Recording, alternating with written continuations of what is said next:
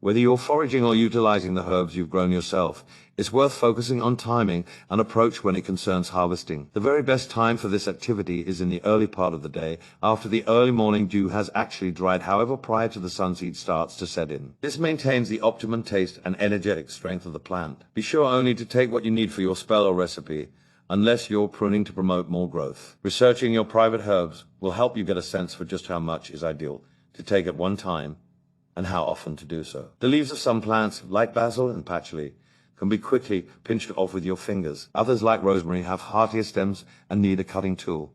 Speaking of cutting, whether you're growing your own, gathering in the wild, or perhaps opening a package of fresh herbs from the fruit and vegetables area, eventually you will need to cut the plants you're working with in order to utilize them. As we saw in part 1, understanding that plants have awareness makes this a bit harder for some people to do than it may have been previously. What occurs to the magical energy of a living plant that's being attacked by a knife or a pair of scissors? Is it possible for the disruptions the plant experiences to impact the wonderful work? Many Wiccans and other witches would respond to yes, but fortunately there are methods to stabilize the energetic effects of making use of herbs in this method. In numerous Wiccan customs, a specifically designated knife called a boleyn is utilized for collecting herbs for ritual purposes.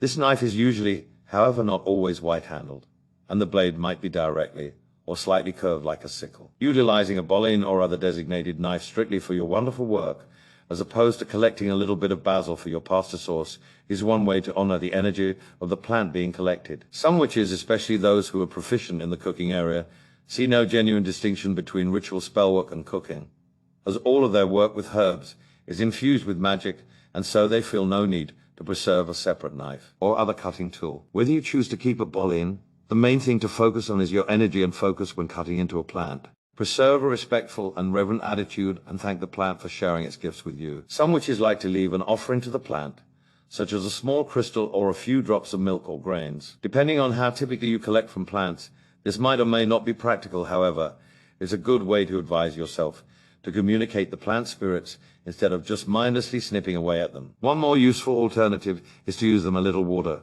soil, or organic fertilizer. When it comes to fresh herbs that have already been gathered, you can still thank the spirit of the plant that your bundle came from, which will make your magic and all your cooking turn out better.